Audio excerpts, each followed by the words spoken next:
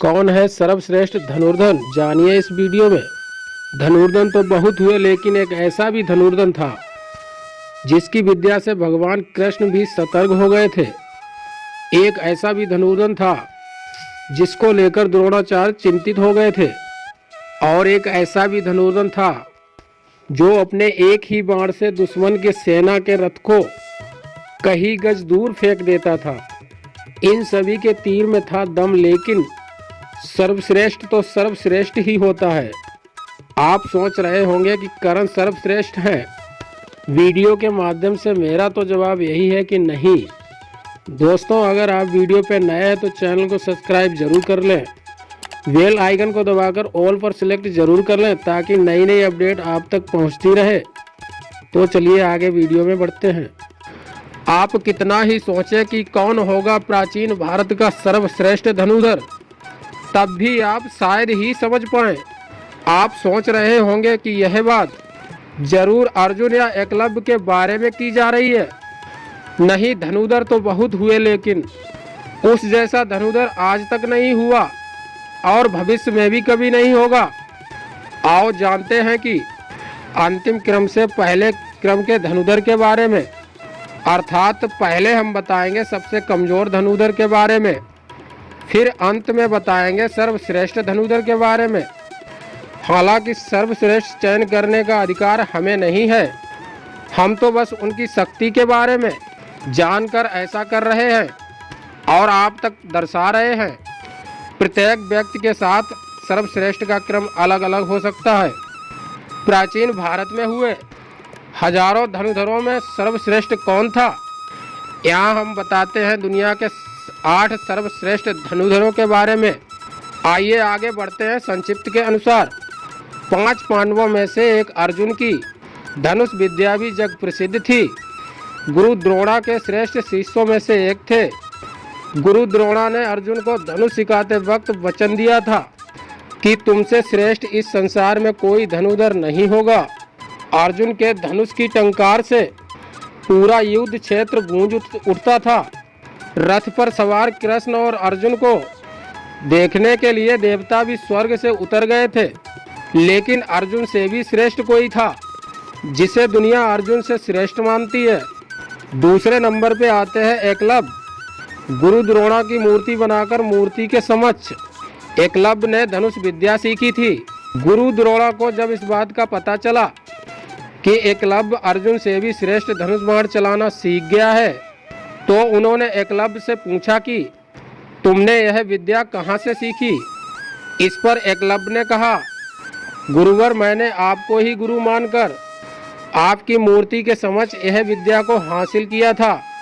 इस बात पर गुरु द्रोणा ने कहा कि तब तो हम गुरु दक्षिणा के हकदार हैं। एकलव्य यह सुनकर प्रसन्न हो गया और कहने लगा, मांगिए गुरुदेव, क्या चाहिए आपको। गुरु द्रोणा ने कहा कि तुम जिस हाथ से प्रत्यंचा चढ़ाते हो, मुझे उस हाथ का अंगूठा चाहिए। अर्जुन को दिए वचन की रक्षा के लिए ही उन्होंने एकलव्य से उनका अंगूठा मांग लिया था। तीसरे नंबर पे आते हैं।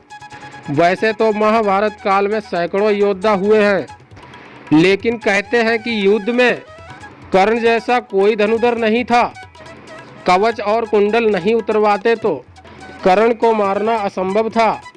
कर्ण के अर्जुन और एकलव्य से श्रेष्ठ धनुर्धर होने का प्रमाण यह है कि कर्ण के तीर की इतनी ताकत थी कि जब वे तीर चलाते थे और उनका तीर अर्जुन के रथ पर लग जाता था तो रथ पीछे कुछ दूर तक खिसक जाता था। कृष्ण अर्जुन से कहते थे कि जिस रथ पर मैं और हनुमान विराजमान हैं, उसके इस तरह पीछे धकेले जाने से पता चलता है कि कर्ण की धनुष विद्या में बहुत बल है। 4 नंबर पे आते हैं बर्बरीक। बर्बरीक महाभारत काल का सर्वश्रेष्ठ धनुर्धर था। युद्ध के मैदान में भीम पुत्र बर्बरीक दोनों खेमों के मध्य बिंदु एक पीपल के वृक्ष के नीचे खड़े हो गए और यह घोषणा कर डाली कि मैं उस पक्ष की तरफ से लड़ूंगा जो हार रहा होगा।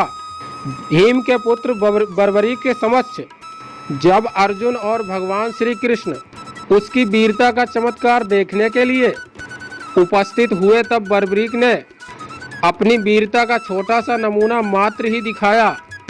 कृष्ण ने कहा कि यह जो वृक्ष है इसके सारे पत्तों को एक ही तीर से छेद दो तो मैं मान जाऊंगा।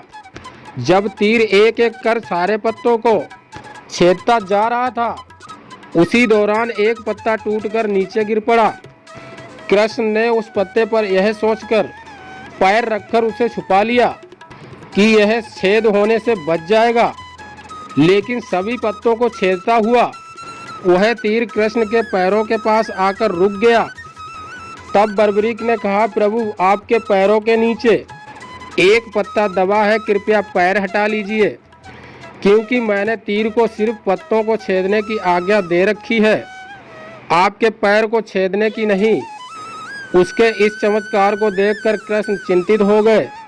भगवान श्री कृष्ण यह बात जानते थे कि बर्बरीक प्रतिज्ञावश हारने वाले का साथ देगा। यदि कौरव हारते हुए नजर आए तो फिर पांडवों के लिए संकट खड़ा हो जाएगा, और जब बर्बरीक के सामने पांडव हारते नजर आए तो फिर वह पांडवों का साथ देगा। इस तरह वह दोनों ओर की सेना को एक ही तीर से खत्म कर देगा। 5 नंबर पे आते हैं लक्ष्मण। राम के छोटे भाई लक्ष्मण को कौन नहीं जानता। लक्ष्मण ने अपने तीर से रेखा खींच दी थी। उस रेखा में ही इतनी ताकत थी कि कोई भी उसके उस पार नहीं जा सकता था। लक्ष्मण की धनुष विद्या के चर्चे दूर दूर तक थे।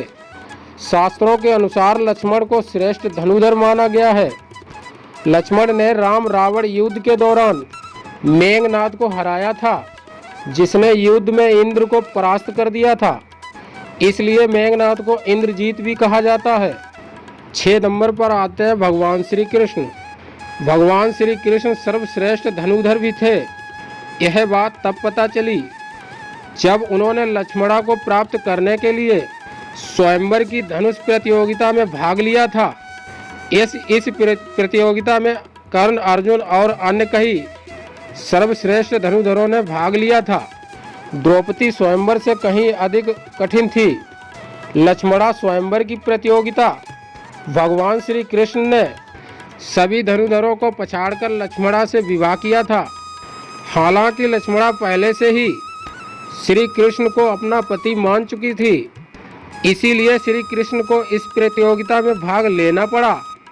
श्री कृष्ण के धनुष का नाम सारंग था। 7 नंबर पे आते हैं भगवान श्री राम।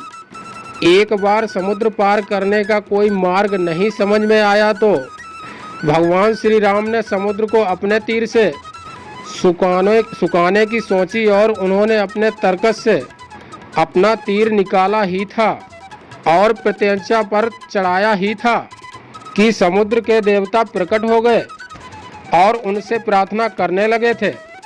भगवान श्री राम को श्रेष्ठ धनुधर माना जाता है। हालांकि उन्होंने अपने धनुष और बाण का उपयोग बहुत मुश्किल वक्त में ही किया। विनय न मानत जलद जड़, गए 3 दिन बीत, बोले राम सकोप तब, भय बिन होय न प्रीत। इधर 3 दिन बीत गए किंतु जड़ समुद्र विनय नहीं मानता। तब श्री राम जी क्रोध सहित बोले, बिना भय के प्रीत नहीं होती। हे लक्ष्मण, धनुष बाण लाओ, मैं अग्नि बाण से समुद्र को सुखा डालूं। मूर्ख से विनय, कुटिल के साथ प्रीत, स्वाभाविक ही कंजूस से सुंदर नीति। उदारता का उपदेश है, ममता में फंसे हुए मनुष्य से ज्ञान की कथा। अत्यंत लोभी से वैराग्य का वर्णन, क्रोधी से सम शांति की बात, और कामी से भगवान की कथा। उनका वैसा ही फल होता है जैसा ऊसर में बीज बोने से होता है, अर्थात ऊसर में बीज बोने की भांति यह सब व्यर्थ जाता है। 8 नंबर पे आते हैं भगवान शिव शंकर। संपूर्ण धर्म, योग और विद्याओं की शुरुआत भगवान शंकर से होती है और उसका अंत भी उन्हीं पर होता है। भगवान शंकर ने इस धनुष से त्रिपुरासुर को मारा था। त्रिपुरासुर अर्थात 3 महाशक्तिशाली और ब्रह्मा से अमरता का वरदान प्राप्त असुर थे। शिव जी ने जिस धनुष को बनाया था उसकी टंकार से ही बादल फट जाते थे और पर्वत हिलने लगते थे। ऐसा लगता था मानो भूकंप आ गया हो। यह धनुष बहुत ही शक्तिशाली था। इसी के एक तीर से त्रिपुरासुर की तीनों नगरियों को ध्वस्त कर दिया गया था। इस धनुष का नाम पिनाक था। देवी और देवताओं की काल की समाप्ति के बाद इस धनुष को देवराज को सौंप दिया गया था। उल्लेखनीय है कि राजा दक्ष के यज्ञ में यज्ञ का भाग शिव को नहीं देने का कारण भगवान शंकर बहुत क्रोधित हो गए थे और उन्होंने अपने सभी देवताओं को पिनाक धनुष से नष्ट करने की ठानी।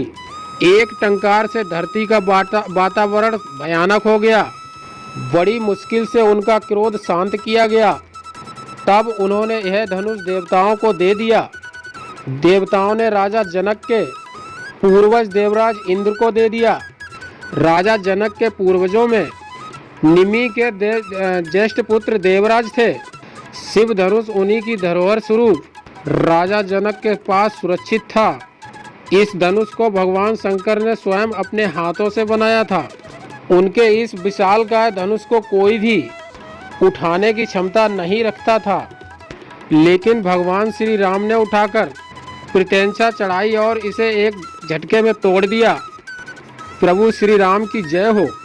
दोस्तों, अगर वीडियो अच्छी लगी हो तो चैनल को सब्सक्राइब जरूर कर लें।